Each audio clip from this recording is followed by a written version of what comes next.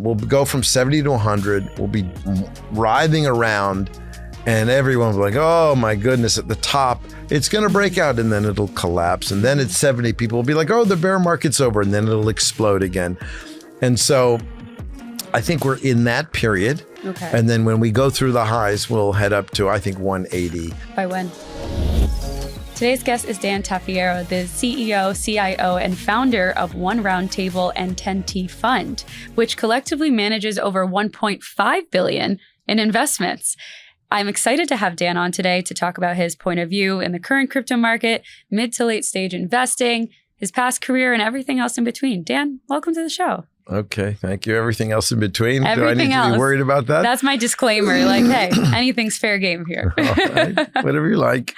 I know you have had a pretty great career in the macro investing side, from gold to agriculture to, I guess, precious metals is a part of that as well, and other areas in between. Can you kind of tell us about what it was like back in the early 2000s on this side of things? And then we could kind of get into why you even looked at digital assets. Sure. Well, actually, some people think Bitcoin is digital gold. Yeah, that is true. And it's funny because, I don't know, 5, 6, 7 years ago, there were many players in the space, in the crypto blockchain, whatever, Web3, digital asset space, who are attacking gold, right? And I always thought it's crazy to do that because the people who are gold investors, they're some of the early, or should be the early adopters to Bitcoin, because some of the fundamentals that drive a position in gold, like for instance, you're long gold because you're worried about debasement of fiat, right? Or you're long gold because you're expecting liquidity to come from, interest rate drops. A lot of those things also drive the Bitcoin price. Whereas a stock investor, typical long-only equity investor, is looking at the balance sheet, income statement, meeting the CEO. To think about currency or a hedge for the debasement of fiat is not really like on their mind so much. So it wasn't as big a jump as you might think to go from being a gold trader and investor. I mean, I did that, within the framework of macro trading and investing, to sort of understanding and getting Bitcoin. And in fact, it was through my physical gold company, GBI, that I founded in 2009. In 2012, that company integrated with a company called BitReserve, which today is the Uphold wallet. And we were the first place in the world that you could buy or sell gold to buy or sell Bitcoin or Ripple. And so my introduction was 2012, 2013, took a year to integrate with them. And because the two platforms to integrate, but that was my introduction and it made sense. This is, digital gold. It's a lot more.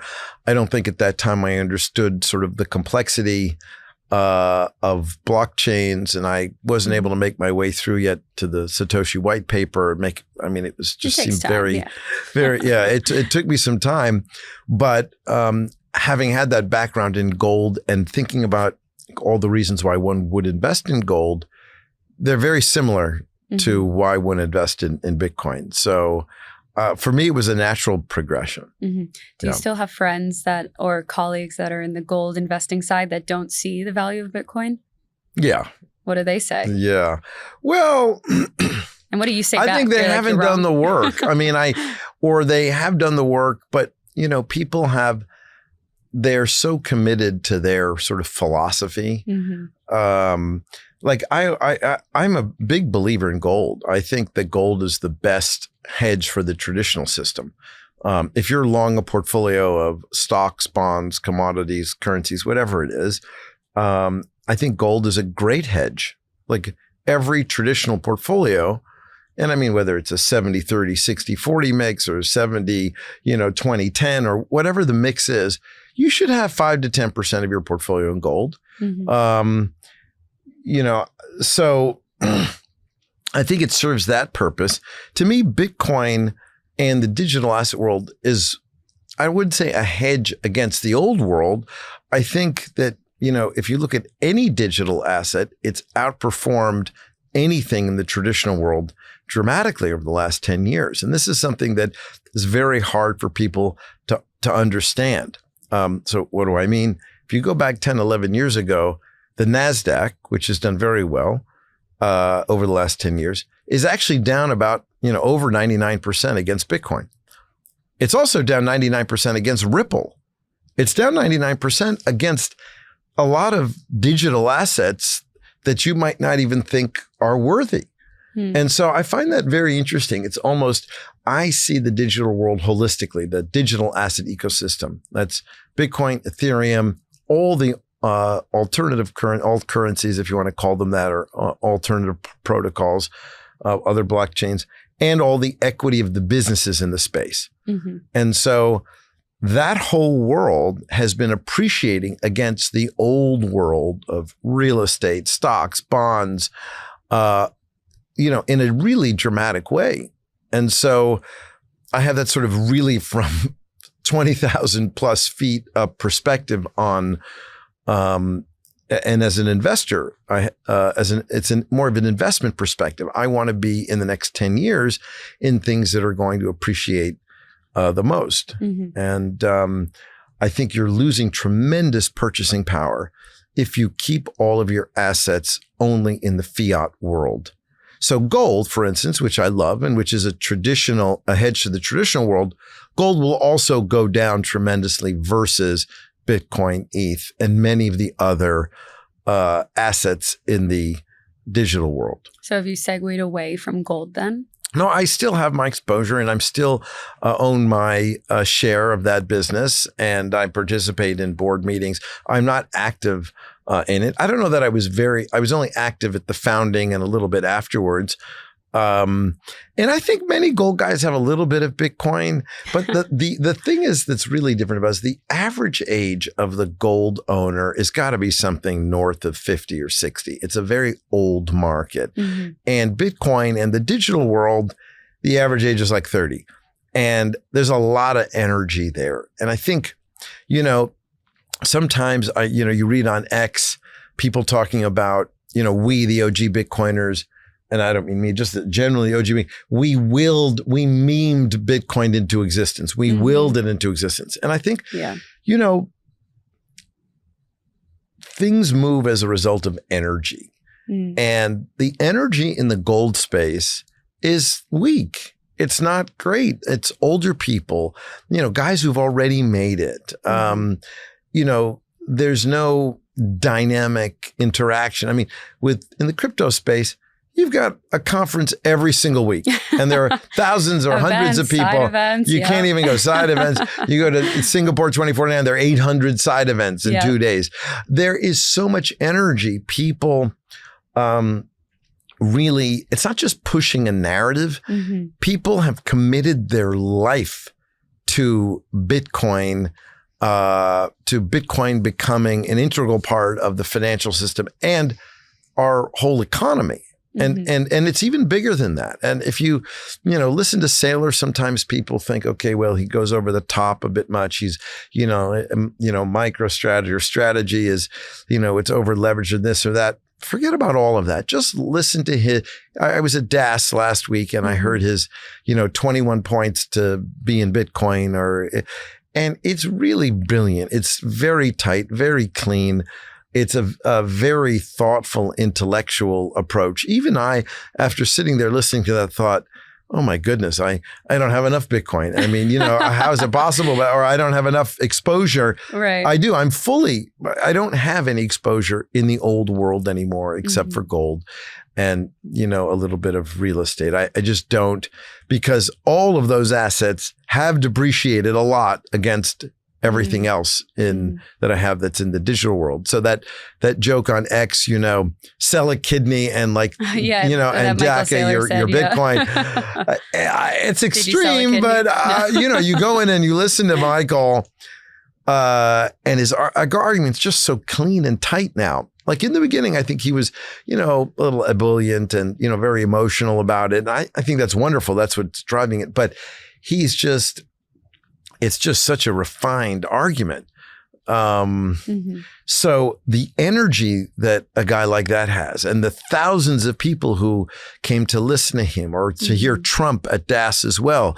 I mean, that audience was packed. I mean, it was incredible. You don't have that at a gold conference. I don't think so, yeah. No. And I think that the institutional adoption of gold in the US specifically has been very slow. It's been slower than I would have thought. But, look, Americans like to own businesses that cash flow. They like to see an income statement, a balance sheet. They want to see a team. They want to see a CEO.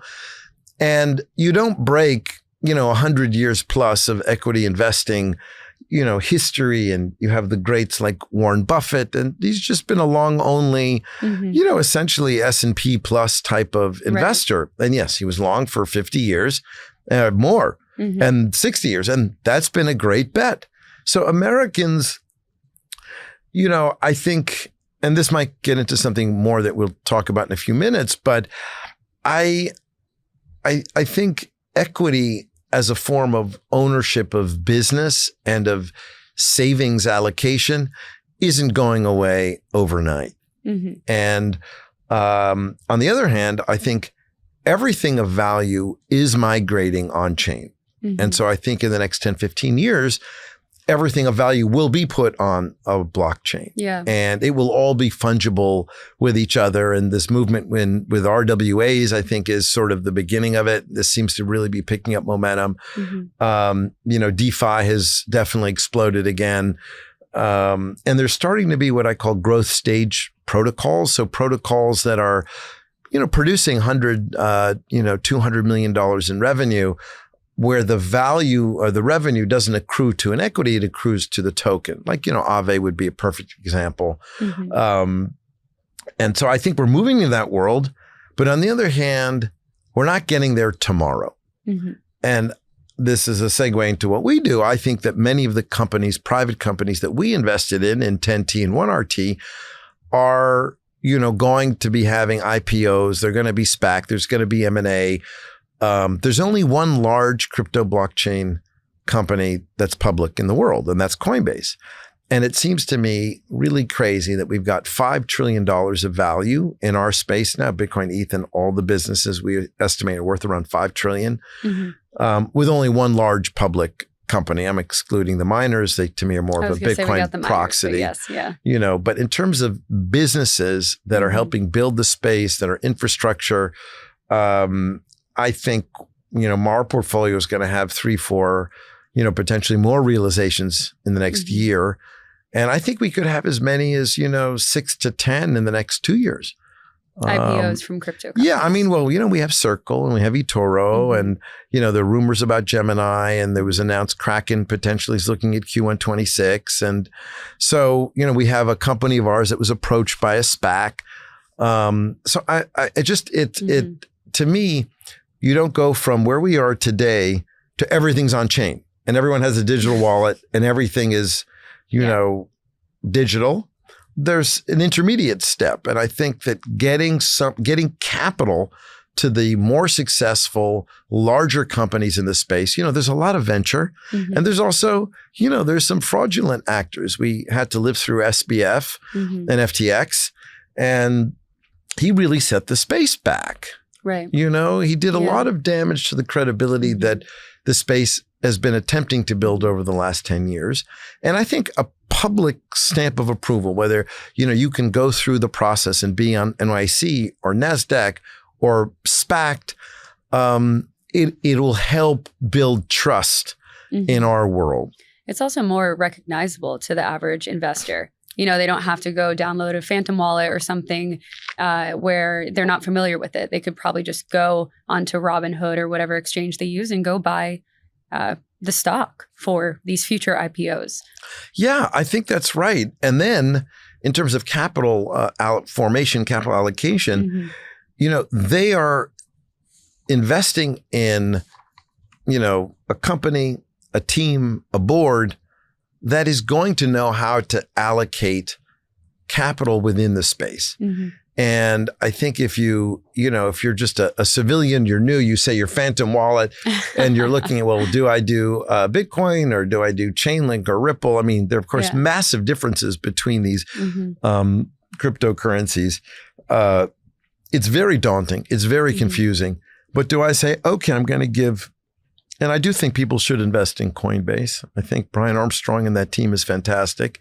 Do I give Brian a chunk of my savings? And because I trust over the next 5-10 years, he's going to allocate capital well within the space, 100%.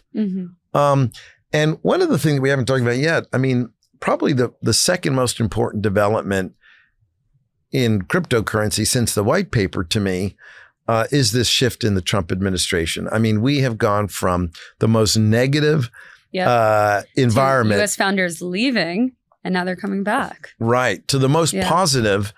And it's not just, well, okay, we reject Gensler and all of that. It's the complete opposite. It's we reject that and we're all in.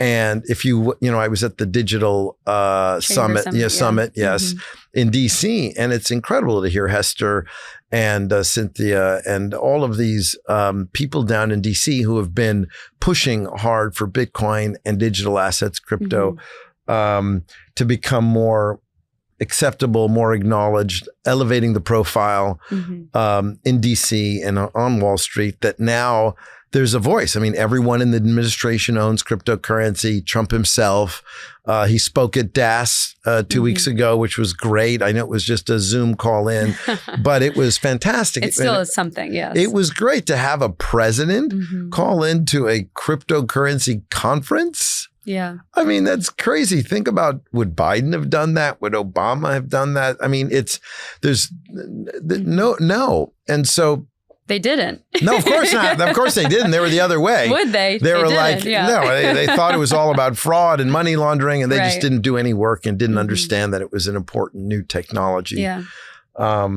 So, his objective, and this is very important, Trump's objective, as far as I can see, is to make the U.S. the global crypto blockchain hub for the world. And so from my perspective, okay, I'm talking my book a little bit, but how do you do that quickly? Well, you encourage the large companies to go public here. I was going to say. That's how you do it. And you have 30, 40, 50 companies going public here over the next few years will become the hub. And you'll have global investors come, and you'll have the Norwegian pension fund, and you'll have all of the large global investors, the American pensions, all of them will, be able to digest what companies do that maybe they can't today. Like, what does a QuickNode do, or a Ledden, or, Infistones, or Figment? I mean, these are, businesses that are core to the infrastructure of the space. And then maybe even a little bit, we have some companies that are in what I call Web3, NFT, blockchain gaming. Animoca is a fantastic company in this space. I would hope over the next few years could be public. There is no way for the American investor to get exposure to all these things happening in this digital asset ecosystem without, I think, having exposure first to some of the larger, more successful companies that are not venture projects. I think venture, which is what a lot of the space invests in, Andreessen and Polychain and Pantera, they're focused mostly on venture. A lot of those things go to zero, and a lot of them, will also go up 1,000x. But I think for the average investor, it's too volatile. It's too much risk. Whereas investing in a Kraken has the ability to go up 10 times in value over the next, 10 years, and will bring people into the space, and then they can investigate that way. You could also have foreign companies listing here. So that's also exciting in terms of making the U.S. the global hub. So it's very funny, just so, went from having our company's CEOs under attack and being sued. And I think one of them at the White House roundtable a few weeks ago said that the Gemini brothers, right? I think it was them, but they were there, but I'm not sure exactly who said it, that, a year ago, I would have thought that the odds of me being in jail were greater than me being in the White House. or something like that. I mean, jokingly, they weren't going to jail, but you know what? I think that is how extreme the change has been. And so I'm as positive about the space. I mean, since really coming to it in 2012, 13, there's no comparison today versus any other time that we've been involved. I mean, we're going to see stablecoin regulation in the U.S. Do you have any concern about so it seems like everything is like sunshine and rainbows and everyone's happy. And I do agree. There's like a massive difference between what it was like in the past versus a past administration to where we are today. And there's a lot of promise and conversation being happened in DC. And I think there is more positive regulatory frameworks to come. But what still concerns you? Remember trying to move your assets between chains, watching the minutes tick by, wondering if your transaction would make it? Yeah, we've all been there. But here's the thing. While other bridges feel like taking the scenic route, Across is your express lane. Base, Arbitrum, Optimism, boom, boom, boom. Your assets move between them faster than you could say cross-chain. Across isn't just another bridge. When Uniswap needed the fastest, most reliable way to move assets cross-chain, they chose Across. Now, millions of Uniswap users are swapping between chains without even thinking about it, because that's how it should be. Whether you're moving assets yourself or building the next big thing in crypto, Across makes cross-chain feel like the same chain. No more scenic routes, no more complexity, just 2-second transfers between chains. Ready to join the Express Lane? Head to across.to and experience what bridging should have been all along. Well, we haven't gotten rid of, there's still going to be bad actors in the space. You know, there's finance has had bad actors for decades, centuries. Yeah. Yes, but and that's regulated. Yeah, but they've been around for a long time. So when J.P. Morgan gets hit with a $3 billion fine, it doesn't even make the press at all. He just signs it off. Yeah. Well, I mean, it just it's not even a story. I mean, I think someone on X listed all of the fines of all of the big banks in the last sort of 5-6 years. And, no one cares. But when you're a new industry, every little thing matters. Every bad actor, and there are bad actors. It's a little bit, Wild West in a sense. It's a lot less that than 10 years ago. But, the people who are drawn to the space are people who sometimes cut corners, people who, they're seeking to make their fortune. Of course. I'm an old guy. My life's fine. I see this as the most important structural macro change in the investment world that, certainly of the last 30, 40 years. I mean, I was not involved in anything in my investment life that is this important, this big, and all encompassing. And so, I don't know why others maybe from my old world don't see it. It takes a lot of work. It's complicated. Yeah. A lot of reading and research. And I think you have to let go of your previous biases. And that's very hard, especially if you've had success and you're running a big business. Yeah. If you're running a $50 billion hedge fund, and you're doing bonds and currencies and stocks, like why bother with these smaller private companies that maybe one day will be going public or not? Yeah. So from the growth side, do you advise these projects that you have invested in to IPO, all of them, or just certain ones? Yeah, no. I would imagine it's not all, but no, we have board representation on 11 of our 23 companies. Okay. So we have, we have some say. I mean, sometimes we're ignored. We're minority owners in all but one of them. One of the companies we operate, and we have a majority ownership there. But people really come to us. I mean, I have 4 other partners, and they're all older guys who are very skilled. Tad Smith, Randy Little, Michael Dubelier, Eric Vincent. They're all very experienced. And people like having us on the boards. They like in fact, we're assuming chairmanship of 2 of the boards of 2 of the companies that we were on. We were originally just an observer on one, and now Tad will become, chairman of this company. It's not finalized yet. Otherwise I would tell you. Okay. And then another one where we're just on the board, and now Tad again is becoming chairman of that. And so, look. So for those 11 though, how many of them want to IPO? Well, I would say more than half. More than half. I would say we probably have 10 companies that could be there. They need a little work. In some cases, the founders are young guys. They're not financial necessarily. They don't come from a Wall Street background. They need to hire an advisor. They need to get their books in order. Sometimes they're a little lazy with getting their audits on time, or things are a bit complicated. If you're a company and you have, let's say you have 40 or 50 different tokens on your balance sheet, and you go to KPMG or Ernst & Young, and you need to have proper audited financials. And sometimes it can be confusing. Yes, confusing. But where we are today versus 5 years ago, night and day. It's night and day. So, you were saying before, it's good for, and I was confirming, for credibility for us, for those companies and for the real legitimate players to go through that process. They should want to. It's, why? They should think about it even in an economically selfish way, because the premium, for instance, that Coinbase has, because people know it is buttoned up, it's proper, there's a proper board. They have quarterly the earning reports. That there's a premium for Coinbase equity because of that, versus, let's say, the equity of other exchanges that are private.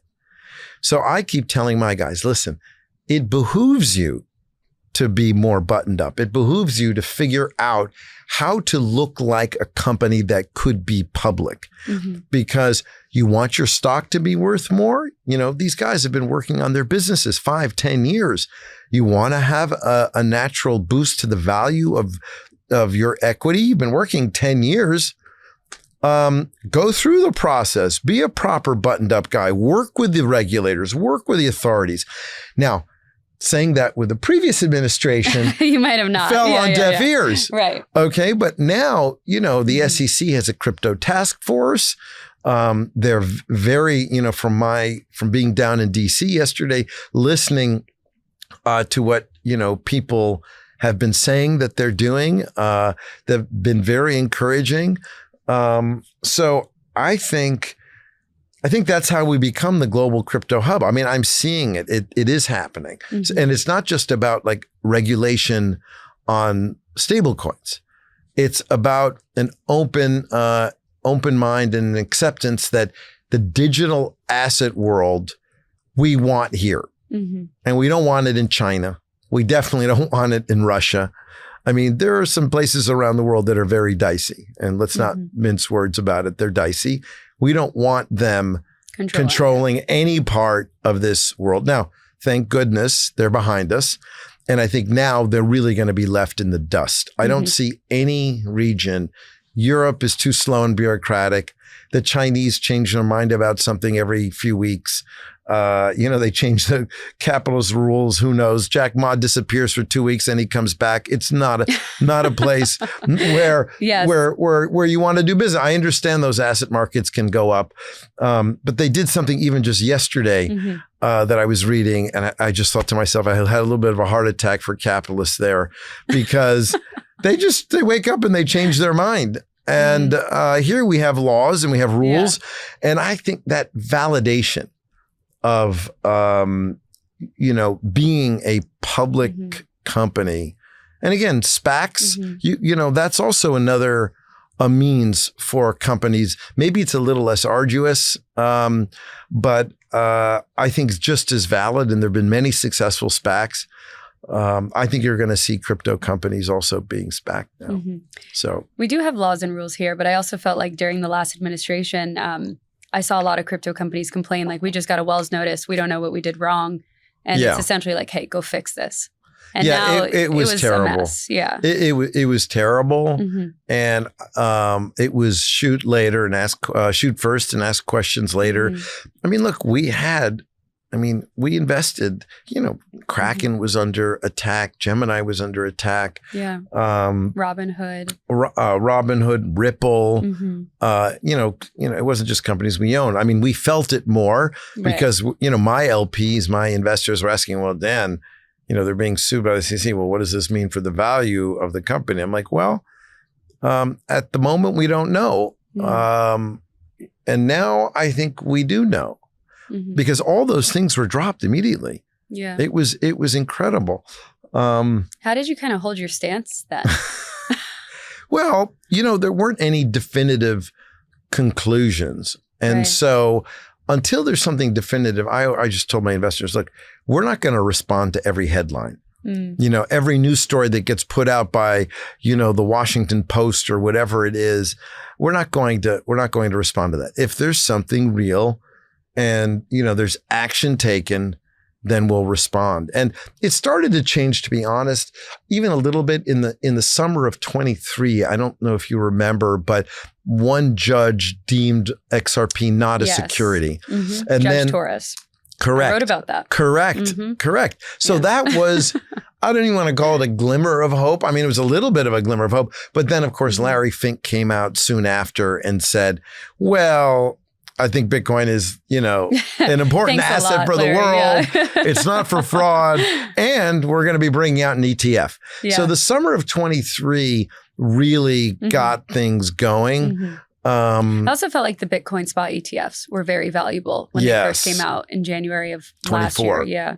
Huge, and that was even, huge. The last administration, but they also talked about how messy it was and how, I know Hester Peirce was saying, this is ridiculous. Like it should have got approved a long time ago. It was political warfare, probably. She didn't say that exactly, but I'm paraphrasing the way she talked about it. Yeah. And Larry coming in, I think he was close with that administration as well. He's probably close with every administration, but he was close with that administration.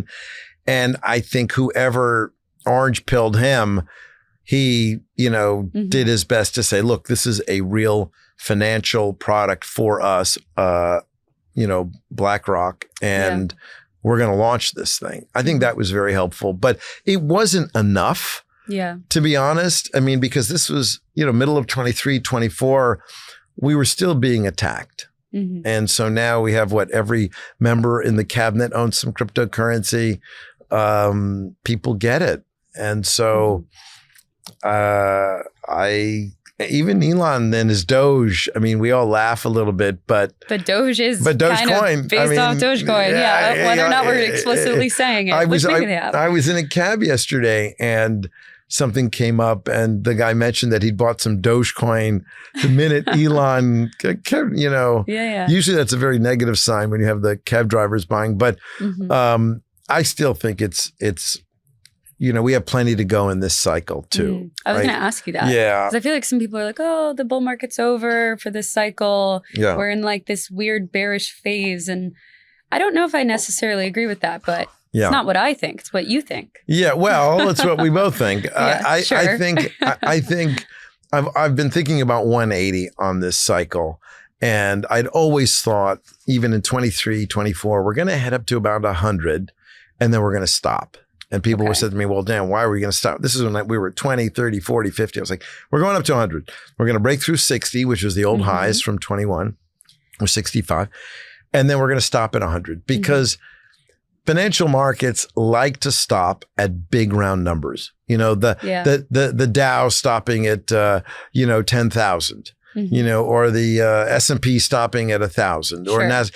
And it just, I don't know that it makes a lot of sense. There are a lot of things about markets that are irrational and don't make sense. So you have to, if you've been in the markets a long time like me, you have to accept that. But I think 100,000 is a number where people who have been long for a long time, from $1, 100, from 1,000, where they in their mind just said, if it ever gets to 100,000, I'll sell. I'm going to sell some. And I'm not going to necessarily sell all, but you can imagine if you'd own this at 200, 500, Not bad. And if you bought it in 2019 at Yeah. 5,000, 6,000, 7,000, even if you bought it at 10,000, Yeah. you're like, you know what? If it goes up 10 times, I'm going to buy that house, Mhm. that I've wanted to buy. Yeah. So there's a natural, I think, selling, ceiling Right. that will take time to digest. Now, Okay. weeks, months, I don't know. I just knew that at 100. We slightly passed 100. Not really. It was just a spike up. 100 has Okay. held it. And then I think you go up and down between 70 and 100 for months. Everyone gets exhausted again. And people in this space, as you know. And that's where we're at. Yeah, they're exhausted. Because 1 year in crypto world is like 5 years in the old world. I know. And if you live through two bear phases, it just... You get gray hair. It's exhausting. Yeah. So, again, we'll go from 70 to 100. We'll be writhing around and everyone will be like, oh my goodness, at the top, it's going to break out and then it'll collapse. And then at 70, people will be like, oh, the bear market's over, and then it'll explode again. And so I think we're in that period. Okay. And then when we go through the highs, we'll head up to, I think, 180, which is 3 times the previous peak. That's sort of in 20, that's sort of in 21, the 21 peak was 20,000. We then went 3 times that peak.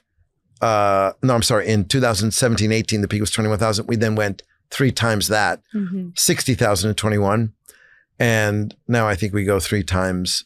By when? I think we should buy, within the next year. So what is it, March now? Yeah, within the next 1 year or so. What's your selling point? So, well, I have mine off and I don't think about it. It's more about time. Like I think 10 years. I mean, I don't really have one. I think we can get to 1 million on Bitcoin in 10 years. And I think it'll stop there for a while. Yeah. 1 million, 10 years. So that's $20 trillion of value. And I think that's the right number. The fund that we're launching now, 50T, is a view that 10 years from now, we have 20T in Bitcoin. We have 10T in all of the other alternatives outside of Bitcoin. And then we have 20T, and this may be optimistic, but I hope, in all of the equity and businesses involved in the space. So what isn't a cryptocurrency, you have all of these businesses and all these other activities that I think that parts of the traditional world will merge with the digital world. And so there are companies today that are in the traditional world, that I think will 10 years from now be considered digital businesses. Blockchain oriented. Right. Their whole businesses will be on the blockchain. They'll be blockchain businesses. Yeah. And so that's 50T, 20, 10, and 20 added. But the 50T is your 5th fund, right? It's not actually trillion. So is this? Yeah, 50 trillion. 50T stands for 50 trillion. That's how much you guys are. No, that's the value that I think. No, we're going to raise hopefully around 500 or more $1 million. No, but maybe that's like the percentage breakup is like 20%. No, so I think 10, the value 40. Of Bitcoin at $1 million per Bitcoin is $20 trillion. Okay, yes. The value of all non-Bitcoin cryptocurrency, I think, will be another 10 trillion. Okay. So that's 30 trillion. And then total will be 50 and then 20 more for all of the businesses that'll be active in the digital asset space. So that's how I think it sort of spreads now, and it starts taking over all the traditional world businesses, not just financial businesses. Yeah. The existing market cap right now is like 2.7 trillion. That's just of the cryptocurrencies. Yes. It was around 3, and then the businesses, I would add another trillion. Okay. If you include what the value of Binance is, and if you add all them up, it's probably another trillion. So it's like 4 now. It was 5. So it's like a few months ago. 13x from where we are currently then. Well, I would say a 10x. I'm thinking from where it just hit 5. Sure. 5 going 10. Okay. Yeah. When it comes to growth stage investing, I believe you are one of the only, if not the only, funds to do this. Why'd you go this route? Well, It's only just because of what I know what I've done in my past. I was never a venture capitalist. I was a macro investor that made longer term bets on certain areas of the financial world. So again, I mentioned before the agricultural REIT that we formed, and then GBI, the gold company. So I've spent my life making bets on sectors, not on taking, I would call it, a much more speculative, specific company risk. And look, a venture investor, they'll make 100 investments. 95 will go to zero, and then 5 of them hopefully are, Google or whatever it is. Yeah. I'm not really comfortable taking that much risk, and I'm not that especially in this space with complex. Yeah, and there's no way I could compete with Andreessen, Polychain, Paradigm, Pantera, Parify. All those guys are super smart, and they've got teams of engineers and developers, and there's just no way. So I know my own limitations. I mean, partially, but also because, the 10T and 1RT funds and now 50T really are an expression of how I structure investments. And so for me, the main thing to manage in this space is volatility. The venture funds, they go up 10 times and then they lose 90%. They go up 10 times again, they lose 90%. So if you're a larger investor, and we are, we have institutional investors, we have Texas Teachers who's invested 30 million with us, and the Michigan Pension Fund MERS has invested 40 million. And, we have at least, 25 sort of billionaire family offices that have invested with us. So these are larger investors, and they don't want to wake up and be down 90% at any point. That's not an investable asset class for them. And so from the absolute peak, I think, maybe one of our funds was down 10, 15%, from the peak in 21. And so we've structured diversified portfolios, but also in businesses that can do well in bull and bear markets. And we give up a little upside. We're not going to be the best performing fund. I always say that in the space. But it's a sleep well at night exposure to all the growth that can happen in the digital asset world. So that's sort of our LPs know that they have the exposure, that things aren't going to zero. They're not going to wake up and be down 90%. And it's just, I was never that kind of venture investor. Yeah. So, not something I think most people in crypto get to experience. I feel like some of them are like, my bags are down 90% and I'm still, trucking along. I'm still in the industry. I don't know what to do with that.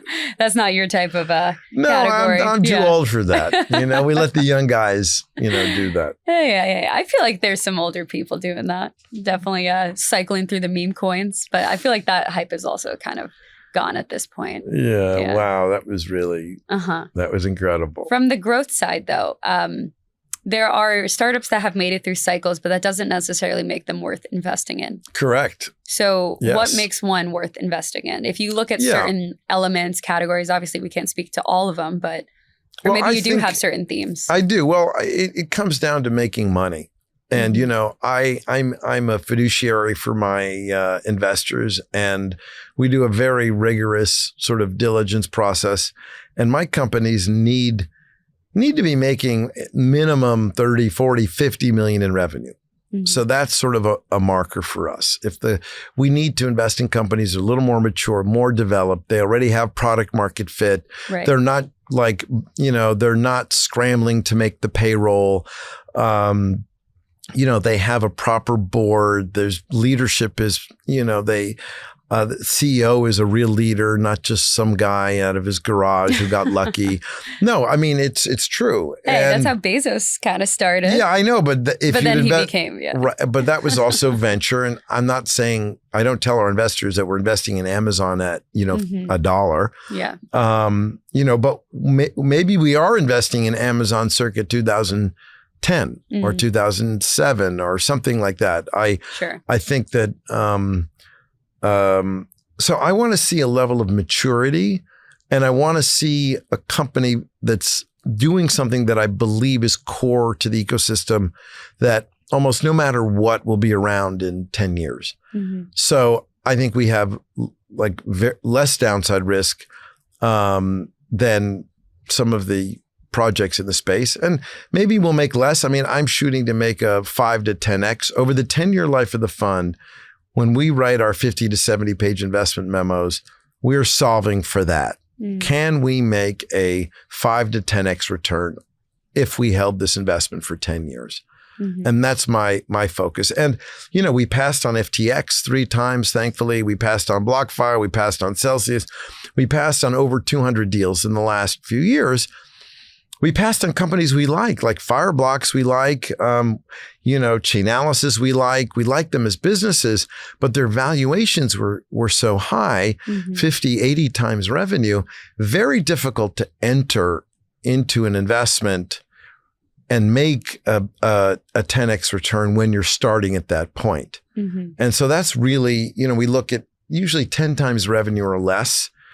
And even that we think is very generous, but there are still people out there who are raising at these crazy valuations. Yeah, I was going to ask, like at the current growth stage companies, are they doing reasonable valuations currently or no?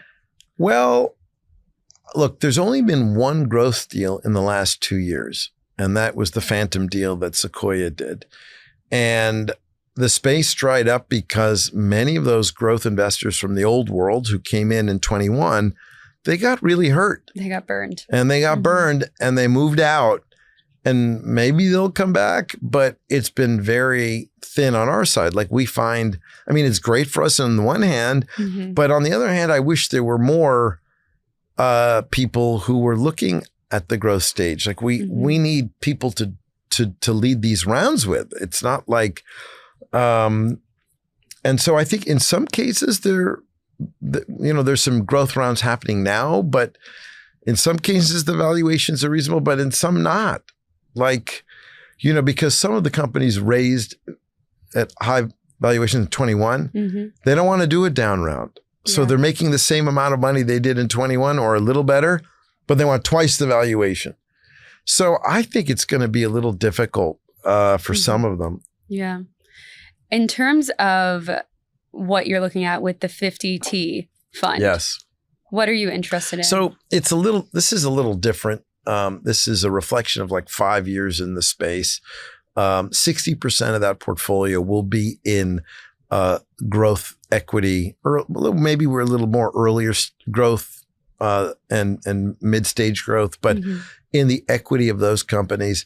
We'll have a little bucket for growth stage protocols. So we're going to, for the first time, invest directly in, and I mentioned Aave as a perfect example of a protocol that's generating a lot of revenue where there's no equity really. Lido, Radium, some of these other Jido, and we'll do a small basket, 15% of the fund, and LPs will be able to opt out if they don't want cryptocurrency. But we think it's very necessary. And our skill set to make judgments about tokens has improved and increased dramatically after taking over one of our companies out of bankruptcy. We had a company that went into administration. The third and fourth funds collectively bought it out of administration and now operated. It's called Zenrock, and it developed over the last 4 years its own MPC, multi-party computation tech, decentralized.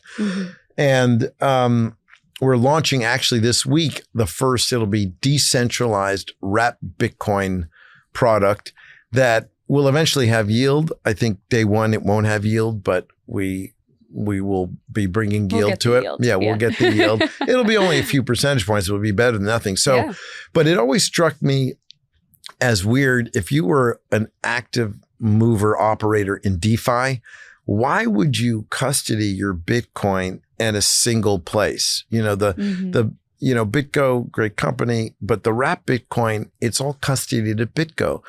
If you're a DeFi guy, don't you want it to be able to be moved cross-chain, and don't you want it to be custody to be decentralized? So, and secured by our MPC. So for me, I think, there's a natural fit there. We have our own token, the Rock token. We got that name, the Rock token. It doesn't trade very much. We just put it out there recently. But that is going to be the incentive for the, validators on our network. And I think having, being a growth equity fund focused on businesses, now we actually are operating a company in the space, Zenrock Labs. We have a product that's out there, in DeFi. We actually built this from the ground up. We've got at least 10 blockchain developers and cryptographers who are on our, who are employees of Zenrock and also interact with the employees of 10T and 1RT. So we have a whole new skill set that I think is very rare. So we're going to be focused on operating companies, but also doing distressed and doing special sits. And we've launched a SPAC as well. So we'll probably launch another SPAC in 50T. So we're going to look more like a private equity fund would in the old world, but we're only ever going to do crypto, blockchain, Web3, digital assets. I will never, I don't think ever do anything in the old world again. Yeah, no, that's fine. I don't see anything that's as exciting or interesting. Yeah. And I think the two worlds are eventually going to morph. I think your perspective is very interesting because you think long-term. And a lot of people in this industry do not. Right. How do you do it? Well, I'm just an older guy. And, having a macro view over a 1 year or 2 year time frame is very difficult. You can be right on the macro, and you be right in year 3 or 4. So I think, someone used to say the only arbitrage that's left in the world is the time arbitrage, meaning that was in the active trading world. And I think that's right. Like, there are almost no hedge funds that exist that say, or investment vehicles that say, stay in for 10 years. Hedge funds have quarterly and monthly liquidity. Yeah. Everything is very short term. Yeah. So because I think fewer people have the ability to look and manage long term, there's less competition. And I would prefer not to compete against a huge number of people. So that's and that's also plays into my natural strength as well. Yeah. You don't like competing? Well, I do a little bit, but not like every moment of every day. Okay. Right. I'd like to be able to compete. I always say this, if you don't have any competitors, that when you screw it up, no one's there to eat your lunch. And in business and in investment, you're always going to make a mistake. You're always going to make mistakes. And if there's nobody else there to capitalize on it, to, beat you, then you can live through making mistakes. And so that's sort of the main reason why I'd prefer not to be in competition, certainly in the venture space. Like I don't know how you do it. How do you compete against, Andreessen and Polychain, these resources and intelligence? So that's, we don't even, the Zenrock investment is a little bit of a venture investment, but we operate that business, so it's different.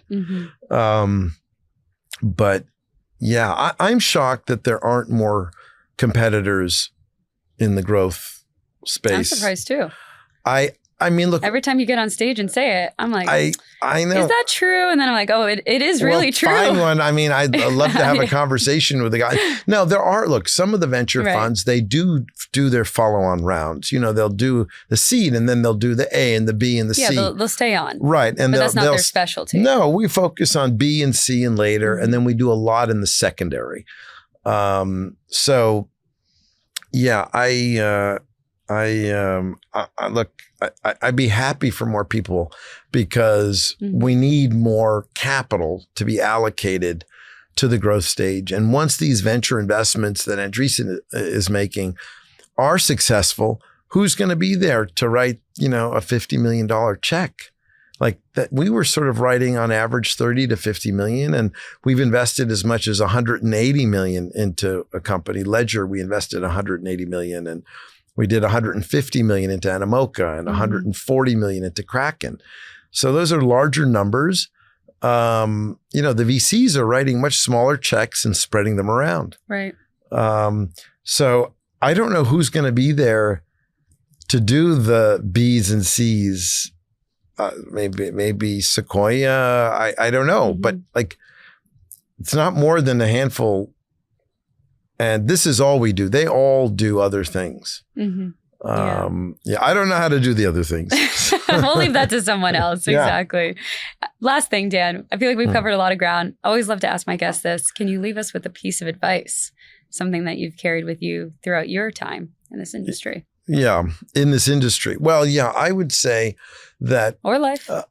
I would say that in investing, especially in a business, emotion is a terrible thing to let infect you. I mean, emotion's a great thing outside of business and investing, but there's so many young people in the space. This is the most difficult space I've ever been involved with. The volatility is crazy. And, I think people get emotional about it. And given the volatility, it's just death defying. I mean, even I'll give you an example. Even we have a company now, founded the business 10 years ago, and very successful business. And I was trying to convince him to stay a little longer because he's considering selling his business, and we'll make a few multiples on our investment. But I thought, another 2-3 years and we could maybe, instead of making 2, 3, 4x, we'd make a 6, 7, 8x. I was like, can't you just hang in there just a little bit? And this is a guy who's been vastly successful. And he's like, Dan, I've lived through, 3 bear markets. I started, being worth, a nominal amount. Now I'm a billionaire. I'm happy. That's enough. I love the space. I believe in it. Yeah. But it's exhausting. And it's exhausting even for the guys who are the most successful. And so, manage your life in a way that you can have a balanced life and have your exposure. It's very important to keep it. And don't get wrapped up in all of the daily and weekly, especially we're all on X, all the time. We are, yes. Don't get sucked into the narratives that create a lot of excess emotional baggage. That's the perspective from the old guy. I remember, it took me years to get to a place where I felt like I was in command of my universe. So yeah, it's good that's advice. my advice. It's good advice, Dan. Thank you so much for coming on today. Thank you. It was a pleasure. Yeah.